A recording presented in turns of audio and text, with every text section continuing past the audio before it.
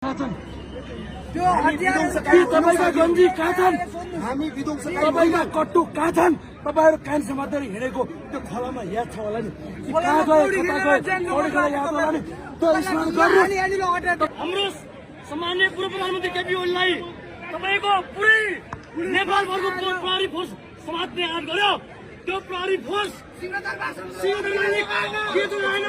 तपाईँहरूको सहयोगता प्रहरी जवानहरूलाई जोगाउन किन सकेन? तपाईँहरूको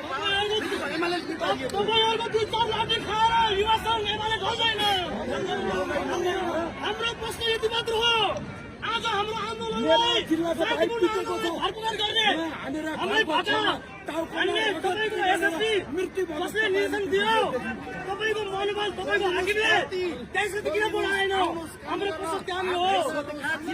तपाईँको हाकिमले किन भएन बाध्य बनाएको? तपाईँको आइजिपीले तपाईँको मनोबल वृद्धि गर्ने काम किन गर्न सकेन? यत्रो जोस जाँगर जसरी हाम्रो सम्माननीय पूर्व प्रधानमन्त्री केपी ओलीलाई तपाईँको पुरै नेपालभरको प्रहरी फोर्स समात्ने याद गर्यो। त्यो प्रहरी फोर्स सिंहदरबारले के जोगाएन? तपाईँहरूको सहयोगता प्रहरी जवानहरूलाई जोगाउन किन सकेन? तपाईँहरूको हतियार जोगाउन किन सकेन? तपाईँहरूको कवरेजबाट किन गलत सूचना प्रवाह गर्यो? तपाईँहरू कवरेज किन जोगाउन सकेन? तपाईँहरूको मनोबल प्रहरी मेरो साथी हो भन्ने ढङ्गले किन जोगाउन सकेन? त्यो दिन तपाईँहरूले मौन बस्नलाई कहाँबाट गोप्य आदेश थियो? तपाईँहरूका गोप्य आदेश थियो तपाईँहरूको? तपाईँहरूका 12,000 हतियार अहिले पनि बाहिर छन्। तपाईँहरूका 12,000 हतियार अहिले पनि बाहिर छन्। ती हतियार कसरी यही सुधार्नु पर्यो। यही पालन यही विदेशी दलालहरूको साथ गर्छ। ती हतियारहरू तिनीहरू साथमा छ। तपाईँहरू जोगेर बस्नु होला। म नेपाल पुलिस साथीलाई भन्न चाहन्छु, तपाईँहरू जोगेर बस्नु होला।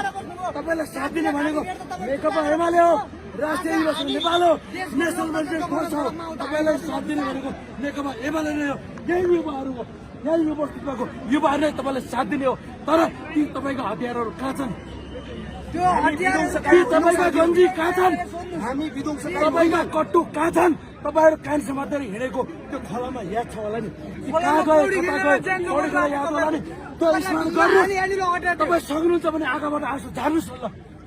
एकछिन सक्नुहुन्छ भने आँखाबाट आँसु झार्नुहोस्। तपाईँहरूले त त्यो दिन कहाँ समातेर उद्घाटन गरेर तपाईँले जानुभयो?